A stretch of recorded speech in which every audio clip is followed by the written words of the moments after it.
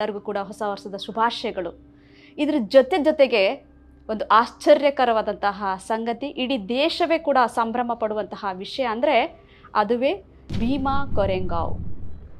ಒಂದಷ್ಟು ಜನರಿಗೆ ಇತಿಹಾಸದ ಬಗ್ಗೆ ಗೊತ್ತಿದೆ, ಒಂದಷ್ಟು ಜನರಿಗೆ ಗೊತ್ತಿಲ್ಲ. ದಯಮಾಡಿ ಎಲ್ಲರೂ ಕೂಡ ದೇಶಾದ್ಯಂತ ಈ ಇತಿಹಾಸವನ್ನು ಅರ್ಥಕೊಳ್ಬೇಕು. ಯಾಕೆಂದರೆ ಇತಿಹಾಸವನ್ನು ಮರೆತವರು ಇತಿಹಾಸವನ್ನು ಸೃಷ್ಟಿಸಲಾರರು. ಅದರಲ್ಲೂ ಕೂಡ ಶೋಷಿತರ ಇತಿಹಾಸ ಅಂದರೆ ಶೋಷಿತರದ ಒಂದು ಇತಿಹಾಸ ಇದೆ, ಶೋಷಿತರ ಒಂದು ಪರಾಕ್ರಮ ಇದೆ ಅಂತ ಅಂದರೆ ಅದು ಎಷ್ಟರ ಮಟ್ಟಿಗಿರಬಹುದು. ಒಂದು ಕುತೂಹಲಕಾರಿಯಾದಂತಹ ಒಂದು ಹೋರಾಟ, ಒಂದು ಪರಾಕ್ರಮ, ಒಂದು ಕದನ, ಒಂದು ಯುದ್ಧ ಇದು. ಯಾವುದು? ಭೀಮಾ ಕೊರೆಂಗಾವ್. ಈ ಭೀಮಾ ಕೊರೆಂಗಾವ್ ಅನ್ನುವಂಥ ಯುದ್ಧ ಯಾಕಾಯಿತು, ಎಲ್ಲಾಯಿತು, ಯಾಕೆ ಯಾರಿಗೂ ಗೊತ್ತಿಲ್ಲ, ಇತಿಹಾಸ ಪುಟದಲ್ಲಿ ಅದಿದೆಯಾ, ಯಾಕಿಲ್ಲ, ಯಾಕೆ ಸೇರಿಸಲಿಲ್ಲ, ಇದಕ್ಕೆ ಕಾರಣ ಏನು, ಎಲ್ಲ ಅಂಶಗಳನ್ನು ಒಟ್ಟಾರೆಯಾಗಿ ನಾವು ಗಮನಿಸಿದಾದರೆ ಬಹಳ ರೋಚಕವಾದಂತಹ ಸಂಗತಿ ಏನಪ್ಪ ಅಂದರೆ, ಇತಿಹಾಸ ಪುಟದಲ್ಲಿ ಎಲ್ಲೂ ಕೂಡ ನಾವು ಪಠ್ಯಕ್ರಮದಲ್ಲಿ ಓದಲ್ಲ ಇದನ್ನು. ಯಾಕೆಂದರೆ ನಮ್ಮ ಇತಿಹಾಸವನ್ನು ಮುಚ್ಚಿಟ್ಟ ಇತಿಹಾಸ, ಬಚ್ಚಿಟ್ಟ ಇತಿಹಾಸವಾಗಿ ಮಾಡಿಬಿಟ್ಟಿದ್ರೆ, ಊಳಿಟ್ಬಿಟ್ಟಿದ್ದಾರೆ. ಅಂಥ ಊಳಿಟ್ಟಂತಹ ಬಚ್ಚಿಟ್ಟಂತಹ ಇತಿಹಾಸವನ್ನು ಹೆಕ್ಕಿ ಹೊರತಂದಂಥವರು ನಮ್ಮೆಲ್ಲರ ಮಹಾನಾಯಕ ಡಾಕ್ಟರ್ BR ಅಂಬೇಡ್ಕರ್ ಅವರು. ಹೇಗೆ ಅಂದರೆ, ಒಂದೊಮ್ಮೆ ಇಂಗ್ಲೆಂಡ್ನಲ್ಲಿ ಅವರು ಅಧ್ಯಯನ ಮಾಡುವಂತಹ ಸಂದರ್ಭ. ಅಧ್ಯಯನ ಮಾಡ್ತಾ ಇರಬೇಕಾದ್ರೆ ಅವರು ಒಂದು ಪುಸ್ತಕವನ್ನು ಓದ್ತಾ ಇರ್ತಾರೆ. ಆ ಪುಸ್ತಕದಲ್ಲಿ ಏನಿರುತ್ತೆ ಅಂದರೆ, ಭಾರತ ದೇಶದ ಒಂದು ಇತಿಹಾಸ ಇರುತ್ತೆ. ಓದ್ತಾ ಓದ್ತಾ ಓದ್ತಾ ಅಂಬೇಡ್ಕರ್ ಅವರಿಗೆ ಒಂಥರ ರೋಮಾಂಚನ ಆಗುತ್ತೆ, ರೋಚಕ ಆಗುತ್ತೆ. ಅಯ್ಯೋ, ನನ್ನ ನೆಲದ ಭೂಮಿ, ನನ್ನ ನೆಲದ ಒಂದು ಇತಿಹಾಸ, ಅದರಲ್ಲೂ ಶೋಷಿತರ ಇತಿಹಾಸ ಇಲ್ಲಿದೆಯಲ್ಲ ಅಂಥೇಳಿ ಅವರು ಓದ್ತಾ ಹೋಗ್ತಾರೆ. ಓದ್ತಾ ಅವರಿಗೆ ತುಂಬಾ ಖುಷಿ ಆಗುತ್ತೆ, ಜೊತೆಗೆ ಅವರಿಗೆ ತುಂಬಾ ದುಃಖ ಕೂಡ ಆಗುತ್ತೆ. ಯಾಕೆಂದರೆ ಈ ನನ್ನ ನೆಲದ ಇತಿಹಾಸವನ್ನು ಹೀಗೆ ಬಚ್ಚಿಟ್ಬಿಟ್ರಲ್ಲ, ಹೂಳಿಟ್ಬಿಟ್ರಲ್ಲ, ಇತಿಹಾಸವನ್ನು ಯಾರಿಗೂ ಗೊತ್ತಾಗದೆ ಮಾಡಿಬಿಟ್ರಲ್ಲ ಈ ಮನುವಾದಿಗಳು ಅಂತ ಹೇಳಿ ಅಂಬೇಡ್ಕರ್ ಅವರು ಆ ಇತಿಹಾಸವನ್ನು ಎತ್ಕೊಂಡು ಬಂದು ನಮ್ಮ ಭೂಮಿಗೆ ಕೊಡ್ತಾರೆ. ನಮ್ಮ ಭೂಮಿಗೆ ಕೊಟ್ಟಾಗ ಅಲ್ಲಿಂದ ಬರಬೇಕಾದ್ರೆ ಅಂಬೇಡ್ಕರ್ರಿಗೆ ಏನೋ ರೋಮಾಂಚನ, ಏನೋ ಉತ್ಸಾಹ, ಏನೋ ಖುಷಿ ಅವರಲ್ಲಿ ಕಾಣುತ್ತೆ. ತಮ್ಮ ಭೂಮಿಗೆ ಬಂದು ಆ ಇತಿಹಾಸವನ್ನು ನಾನು ಎಲ್ಲರಿಗೂ ಪ್ರಚುರಪಡಿಸ್ಬೇಕು, ಇದು ನನ್ನ ನೆಲದ ಶೋಷಿತರ ಇತಿಹಾಸ. ಹಾಗಿದ್ರೆ ಎಷ್ಟು ಭಯಂಕರವಾಗಿರಬೇಕು ಆ ಇತಿಹಾಸ. ಬರ್ತಾರೆ ನೆಲಕ್ಕೆ, ಬಂದು ಆ ಒಂದು ಮಹಾರಾಷ್ಟ್ರದ ಕೊರೆಂಗಾವ್ ಅನ್ನೋಂಥ ಸ್ಥಳದಲ್ಲಿ ಬಂದ್ಬಿಟ್ಟು ಆ ಒಂದು 65 ಅಡಿ ಎತ್ತರದ ಆ ಒಂದು ಸ್ತೂಪವನ್ನು ನೋಡ್ತಾರಲ್ಲ, ಆಗ ಅವರಿಗೆ ಒಂಥರ ರೋಮಾಂಚನಗೊಳ್ಳುತ್ತೆ. ವಿಜಯೋತ್ಸವವನ್ನು ಆಚರಿಸಿರುವಂತಹ ಆ ಸ್ತೂಪವನ್ನು ನೋಡಿ ರೋಮಾಂಚನಗೊಂಡು ಅಂಬೇಡ್ಕರ್ ಅವರು ಏನು ಮಾಡ್ತಾರೆ, ಈ ಒಂದು ಇತಿಹಾಸ ಇಡೀ ಭಾರತಾದ್ಯಂತ ತಲುಪಬೇಕು. ಹಾಗಿದ್ರೆ ಏನಿದೆ ಇತಿಹಾಸ? ಹೇಳ್ದೆ ನಾನು, ಮುಚ್ಚಿಟ್ಟಂತಹ, ಬಚ್ಚಿಟ್ಟಂತಹ, ಊಳಿಟ್ಟಂತಹ ಇತಿಹಾಸ. ಹೌದು, ಇತಿಹಾಸವನ್ನು ಊಳಿಟ್ಬಿಟ್ಟಿದ್ರು. ಯಾಕಂದರೆ ಆ ಇತಿಹಾಸ ಮನುವಾದಿಗಳಿಗೆ ಬೇಕಾಗಿರಲಿಲ್ಲ, ಶೋಷಿತರ ಪರಾಕ್ರಮ ಅವ್ರಿಗೆ ಬೇಕಾಗಿರಲಿಲ್ಲ, ಶೋಷಿತರ ಅಟ್ಟಹಾಸ ಅವ್ರಿಗೆ ಬೇಕಾಗಿರಲಿಲ್ಲ.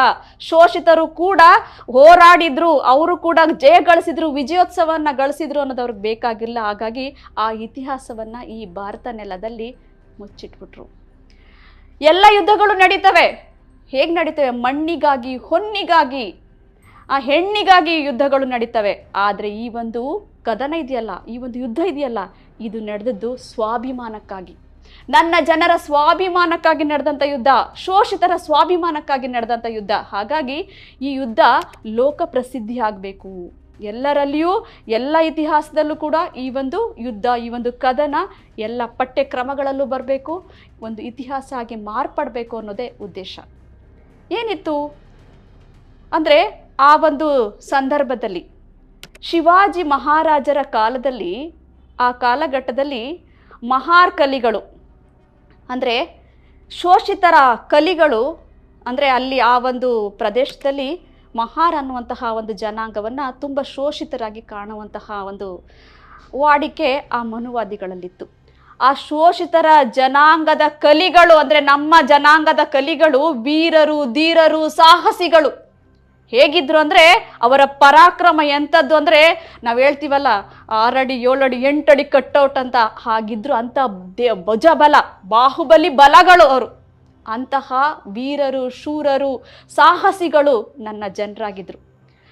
ಅವ್ರೇನು ಮಾಡಿದರು ಅಂದರೆ ಅಂತಹ ಸಾಹಸಿಗಳನ್ನು ಶಿವಾಜಿ ಮಹಾರಾಜರು ಅವರ ಆಸ್ಥಾನದಲ್ಲಿ ಅಂದರೆ ಮುಖ್ಯ ದ್ವಾರಗಳಲ್ಲಿ, ಅಂದರೆ ಪುರಂದರ ಒಂದು ಕೋಟೆ ಆಗಿರಬಹುದು ಅಥವಾ ರಾಯಗಢ ಕೋಟೆ ಆಗಿರಬಹುದು, ಈ ಮುಖ್ಯ ದ್ವಾರಗಳಲ್ಲಿ ಅವರನ್ನು ರಕ್ಷಣಾಧಿಕಾರಿಗಳಾಗಿ ನೇಮಿಸಿದ್ರಂತೆ.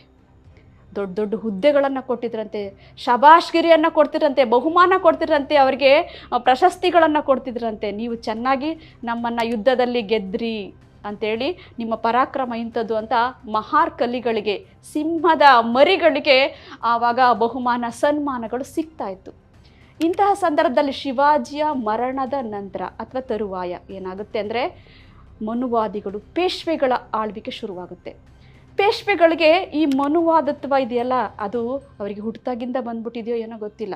ಅವ್ರೇನು ಮಾಡ್ತಾರೆ, ಇವ್ರಿಗೆ ಯಾಕೆ ಇಷ್ಟೊಂದು ಸ್ಥಾನಮಾನಗಳನ್ನು ಕೊಡಬೇಕು, ಅಸ್ಪೃಶ್ಯರಿಗೆ ಏಕೆ ಇಷ್ಟೊಂದು ಸ್ಥಾನಮಾನಗಳನ್ನು ಕೊಡಬೇಕು ಅನ್ನೋದು ಅವ್ರ ತಲೆಯಲ್ಲಿ ಬಂದ್ಬಿಡುತ್ತೆ. ಹಾಗಾಗಿ ಅವ್ರು ಏನು ಮಾಡ್ತಾರೆ ಅಂದರೆ ಈ ಮಹಾರ್ ಕಲಿಗಳನ್ನು ತಿರಸ್ಕರಿಸ್ತಾರೆ. ತಿರಸ್ಕರಿಸಿದಂತಹ ಸಂದರ್ಭದಲ್ಲಿ ತುಂಬಾ ಅಸಹ್ಯ ಕಾಣ್ತಾರೆ, ಅವರನ್ನು ತಿರಸ್ಕಾರದಲ್ಲಿ ನೋಡ್ತಾರೆ.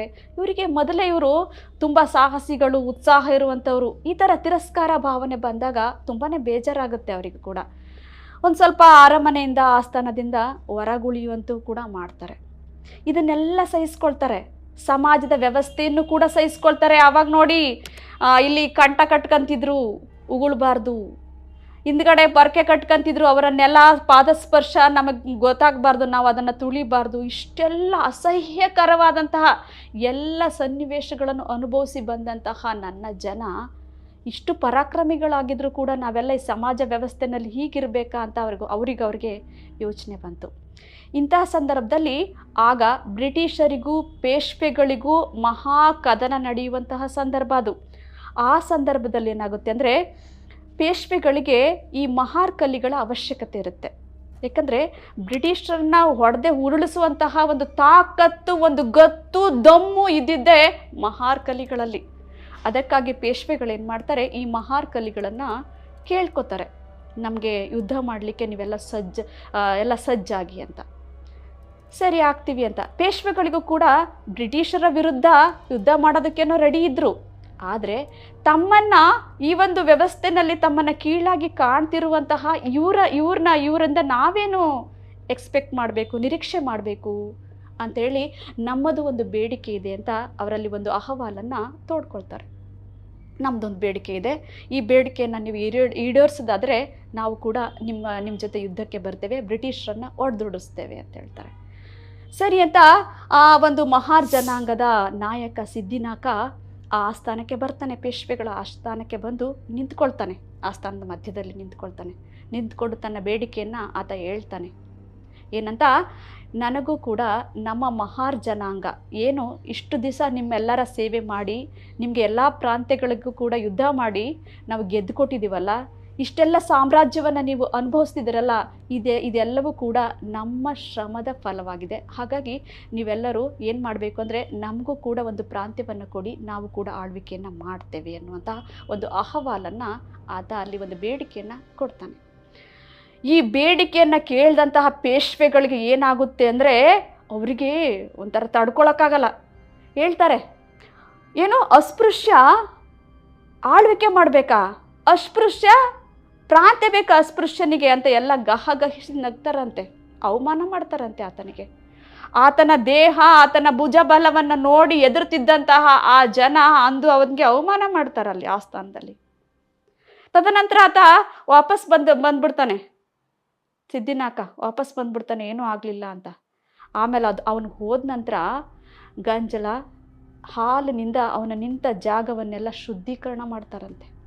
ಅಂದರೆ ಈ ಅಸ್ಪೃಶ್ಯತೆ ಅನ್ನೋದು ಹೆಂಗಿತ್ತು ಆಗ, ಆ ಅಸ್ಪೃಶ್ಯತೆನೆಲ್ಲ ಹೋಗ್ಲಾಡಿಸ್ಬೇಕು, ನಾವು ಸಮಾನತೆಯನ್ನು ತರಬೇಕು, ಮೊದಲು ನಾವು ಸಮಾನರಾಗಬೇಕು ಅಂತೇಳಿ ಆ ಒಂದು ಮಹಾರ್ ಕಲಿಗಳೆಲ್ಲ ಸೇರಿಕೊಂಡು ತೀರ್ಮಾನ ಮಾಡ್ತಾರೆ. ಅಂಬೇಡ್ಕರ್ ಅವರು ಒಂದು ಮಾತು ಹೇಳ್ತಾರೆ, ಸಾಮ್ರಾಜ್ಯಶಾಹಿಗಳಿಂದ ಅಥವಾ ಬ್ರಿಟಿಷರಿಂದ ಬರುವಂತಹ ಸ್ವಾತಂತ್ರ್ಯ ನನ್ನ ಜನರಿಗೆ ಏನು ಪ್ರಯೋಜನವಿಲ್ಲ ಆ ಸ್ವಾತಂತ್ರ್ಯದಿಂದಾಗಿ. ಆದರೆ ಸಮಾನತೆ, ಅಸಮಾನತೆಯನ್ನು ಹೋಗ್ಲಾಡಿಸಿ ಸಮಾನತೆ, ಸ್ವಾತಂತ್ರ್ಯ, ಈ ಅಸ್ಪೃಶ್ಯತೆಯನ್ನು ಹೋಗ್ಲಾಡಿಸಿ ಇದರಿಂದ ಸ್ವಾತಂತ್ರ್ಯಗೊಳ್ತಾರಲ್ಲ ನನ್ನ ಜನ, ಆಗ ಮಾತ್ರ ಶೋಷಿತರ ಸ್ವಾತಂತ್ರ್ಯ ಸಿಗತ್ತೆ ಅನ್ನುವಂತಹ ಮಾತನ್ನು ಅಂಬೇಡ್ಕರರು ಎಲ್ಲ ಕಡೆ ಕೂಡ ಹೇಳ್ತಾ ಹೋಗ್ತಾರೆ. ಆ ಮಾತು ನಿಜ ಆಗುತ್ತೆ. ಏನಂದರೆ ಈ ಕಲಿಗಳು ತಾವು ಸಮಾನತೆಯನ್ನು ಪಡ್ಕೋಬೇಕು, ಸ್ವಾತಂತ್ರ್ಯವನ್ನು ಪಡ್ಕೋಬೇಕು, ನಾವು ಇವ್ರ ಜೊತೆ ಇವರಿಗೆ ಸಮಾನವಾಗಿ ನಿಲ್ಲಬೇಕು ಅನ್ನುವಂಥ ದೃಷ್ಟಿಯಿಂದ ಏನು ಮಾಡ್ತಾರೆ, ಅವರು ಯುದ್ಧವನ್ನು ಘೋಷಣೆ ಮಾಡೇ ಬಿಡ್ತಾರೆ. ನಾವು ಮೊದಲು ಇವರನ್ನು ನಿಗ್ರಹಿಸಬೇಕು, ಇವರೊಡನೆ ಯುದ್ಧ ಮಾಡಬೇಕು, ಇವರೊಡನೆ ಹೋರಾಟ ಮಾಡಬೇಕು ಅಂತ ಎಲ್ಲರೂ ಸನ್ನದ್ಧರಾಗ್ತಾರೆ, ಎಲ್ಲರೂ ಸೇರ್ತಾರೆ. ಆ ದಿನ ಸುಮಾರು 27 ಕಿಲೋಮೀಟರ್ಗಳ ಕಡೆ ನಡ್ಕೊಂಡೋಗಿ ಹಸಿವು, ಬಾಯಾರಿಕೆ ಎಲ್ಲವನ್ನು ತೊರೆದು ತದನಂತರ ಮಾರನೇ ದಿನ, ಆ ಒಂದು ದಿನ 1818 ಜನವರಿ 1ರಂದು ಆ ಒಂದು ದಿನ ಕೊರೆಂಗಾವ್ ಅನ್ನುವಂಥ ಸ್ಥಳದಲ್ಲಿ ಭಯಾನಕ ಯುದ್ಧ ಆಗುತ್ತೆ. ಯಾವ ರೀತಿ ಅಂದರೆ 30,000 ಪೇಶ್ವೆಗಳನ್ನು 500 ಜನ ಮಹಾರ್ ಕಲಿಗಳು ಹೊಡೆದುರುಳಿಸ್ತಾರೆ, ಸದೆ ಬಡಿತಾರೆ, ದಿಕ್ಕಾಪಾಲ ಓಡೋಗಂಗೆ ಮಾಡ್ತಾರೆ. ಆವಾಗ ಅವರಿಗೆ ವಿಜಯೋತ್ಸವ ಅಲ್ಲಿ ಸಿಕ್ಕಂಗಾಗುತ್ತೆ. ಆ ಒಂದು ನೆನಪಿಗಾಗಿ ಏನಾಗುತ್ತೆ ಅಂದರೆ 22 ಮಹಾರ್ ಕಲಿಗಳು ಆ ಒಂದು ಯುದ್ಧದಲ್ಲಿ ಹುತಾತ್ಮರಾದಂತಹ ಆ ಒಂದು ನೆನಪಿಗಾಗಿ ಅಲ್ಲೊಂದು ಒಂದು ಸ್ತೂಪವನ್ನು 65 ಅಡಿ ಎತ್ತರದ ಒಂದು ಸ್ತೂಪವನ್ನು ಅಲ್ಲಿ ನಿರ್ಮಿಸ್ತಾರೆ. ಆ ಎತ್ತರ ಸ್ತೂಪ ಅಲ್ಲಿಗೆ ನಿರ್ಮಾಣ ಮಾಡಿ ಪ್ರತಿ ವರ್ಷ ಅಲ್ಲಿ ಹೋಗಿ ನಮನಗಳನ್ನು ಸಲ್ಲಿಸುವಂತಹ ಈ ಒಂದು ಕಾರ್ಯ ಯಾವಾಗಲೂ ನಡೀತಾ ಇರುತ್ತೆ. ಅಂಬೇಡ್ಕರರು ಸಹ ತಮ್ಮ ಜೀವಿತದ ಕೊನೆಯ ಅವಧಿವರೆಗೂ ಕೂಡ ಆ ಒಂದು ಸ್ಥಳಕ್ಕೆ ಹೋಗಿ ಪ್ರತಿ ವರ್ಷ ಜನವರಿ 1ರಂದು ಆ ಸ್ಥಳಕ್ಕೆ ಭೇಟಿ ನೀಡಿ ತನ್ನ ಜನರ ಹೋರಾಟದ ಫಲದ ಒಂದು ಪರಿಶ್ರಮದ ಫಲ ಇದು ಅಂತ ಹೇಳಿ ಅಲ್ಲಿಗೆ ಹೋಗಿ ನಮನಗಳನ್ನು ಕುಟುಂಬ ಸಮೇತರಾಗಿ ಹೋಗಿ ನಮನಗಳನ್ನು ಸಲ್ಲಿಸಿ ಬರ್ತಾ ಇದ್ರಂತೆ ಬಾಬಾ ಸಾಹೇಬರು. ಏನಾಗಿತ್ತು ಆಗಿದ್ರೆ ಬಾಬಾ ಸಾಹೇಬರ ಕನಸು? ಈ ಒಂದು ನನ್ನ ಜನರ ಈ ಒಂದು ಪರಾಕ್ರಮ, ಈ ಒಂದು ಹೋರಾಟ, ಈ ಒಂದು ಕದನ ಇದೆಯಲ್ಲ, ಈ ಕದನದಿಂದಾಗಿ ಅವರು ಒಂದು ಸಮಾನತೆಯನ್ನು ಪಡ್ಕೊಂಡ್ರಲ್ಲ, ಅಸ್ಪೃಶ್ಯತೆ ವಿರುದ್ಧವಾಗಿ ಹೋರಾಡಿ ಒಂದು ಸಮಾನತೆಯನ್ನು ಪಡ್ಕೊಂಡಂತಹ ಈ ದಿನ ಏನಾಗಬೇಕು ಅಂದರೆ ಇಡೀ ದೇಶಾದ್ಯಂತ ಒಂದು ಸಂಭ್ರಮ ಆಗಬೇಕು. ಈ ನೆಪದಲ್ಲಾದರೂ ಕೂಡ ಭಾರತದ ಎಲ್ಲ ಶೋಷಿತರು ಆ ಒಂದು ಸ್ಥಳಕ್ಕೆ ಬಂದು ಎಲ್ಲರೂ ನಮನಗಳನ್ನು ಸಲ್ಲಿಸೋದರ ಮೂಲಕ, ಎಲ್ಲರೂ ಒಗ್ಗೂಡುವಿಕೆಯ ಮೂಲಕ ಒಂದು ಶೋಷಿತ ಸಮಾಜ ಅಲ್ಲಿ ಒಗ್ಗೂಡುವಿಕೆಯೇ ಮುಂದೆ ರಾಜಕೀಯವಾಗಿ ಪರಿವರ್ತನೆಗೊಂಡು ಅದು ನನ್ನ ಜನರು ಆಳ್ವಿಕೆಯನ್ನು ನಡೆಸುವಂತಾಗಬೇಕು ಅಂತ ಬಾಬಾ ಸಾಹೇಬರು ತುಂಬ ಕನಸನ್ನು ಹೊತ್ಕೊಂಡಿದ್ರಂತೆ. ಆ ಕನಸು ನಿಜ ಆಗಬೇಕು. ನಾವೆಲ್ಲರೂ ಒಂದೆಡೆ ಸೇರುವಂತಹ ಒಂದು ಪ್ರಸಿದ್ಧ ಸ್ಥಳ ಕೊರೆಂಗಾವ್ ಆಗಬೇಕು. ಇಡೀ ಭಾರತಾದ್ಯಂತ ಎಲ್ಲ ಶೋಷಿತರು ಕೂಡ ಅಲ್ಲಿ ಸೇರುವಂಥದ್ದಾಗಬೇಕು. ಇದಾಗುತ್ತೆ. ಮತ್ತೊಂದು ವಿಚಾರ, ನಾವು ಸನ್ಮಾನ್ಯ ಮುಖ್ಯಮಂತ್ರಿಗಳಲ್ಲಿ ಸಿದ್ದರಾಮಯ್ಯ ಸರಲ್ಲಿ ಕೇಳ್ಕೊಳ್ಳೋದೇನೆಂದರೆ, ಇತಿಹಾಸ ಪುಟಕ್ಕೆ ಈ ಒಂದು ಕೊರೆಂಗಾವ್ ಅನ್ನುವಂತಹ ಈ ಕದನವನ್ನು ಸೇರಿಸಿ ಪಠ್ಯಪುಸ್ತಕಗಳಲ್ಲಿ ಅದು ಬರುವಂತೆ ಮಾಡಿ ಅಂತ ಈ ಮೂಲಕವಾಗಿ ಅವರಲ್ಲಿ ಮನವಿ ಮಾಡಿಕೊಳ್ಳೋಣ. ಎಲ್ಲರೂ ಕೂಡ ಪತ್ರಗಳನ್ನು ಬರೆಯೋದರ ಮುಖೇನ ಒಂದು ಅಭಿಯಾನವನ್ನು ಶುರು ಮಾಡಿ ಈ ಒಂದು ಕೊರೆಂಗಾವ್ ಅನ್ನುವಂಥ ಶೋಷಿತರ ಇತಿಹಾಸ ಪಠ್ಯಪುಸ್ತಕಗಳಲ್ಲೂ ಬರಬೇಕು. ನಮ್ಮ ಭವಿಷ್ಯದ ಮಕ್ಕಳು ಅದನ್ನು ಓದಬೇಕು. ಇತಿಹಾಸವನ್ನು ಓದಿದರೆ ಅವರೇನಾದರೂ ಸೃಷ್ಟಿ ಮಾಡಲಿಕ್ಕೆ ಸಾಧ್ಯ ಅಂತ ಹೇಳ್ತಾ ಎಲ್ಲರಿಗೂ ನಮಸ್ಕಾರ. ಜೈ ಭೀಮ್. ಭೀಮಾ ಕೊರೆಂಗಾವ್ ವಿಜಯೋತ್ಸವದ ಸಂಭ್ರಮವಾಗಿ ಎಲ್ಲರಿಗೂ ಶುಭಾಶಯಗಳು. ಜೊತೆಗೆ ಹೊಸ ವರ್ಷದ ಹಾರ್ದಿಕ ಶುಭಾಶಯಗಳು. ನಾನು ಮಧುಮಾಲತಿ. ನಮಸ್ತೆ.